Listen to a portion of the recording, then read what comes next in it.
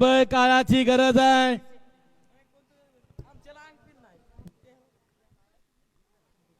बस्तर सुटला सुटला गड क्रमांक या मैदानातील 5 सुटला दुसऱ्याचा. ज्या 5 मध्ये 4 गाड्या पळत आहेत. 4 गाड्यामध्ये सुंदर अशी लढत चालू आहे.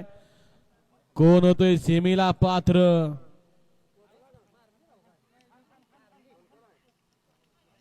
अतिशय सुंदर आणि पलीकडे हरण्याचं निर्विवाद वर्चस्व.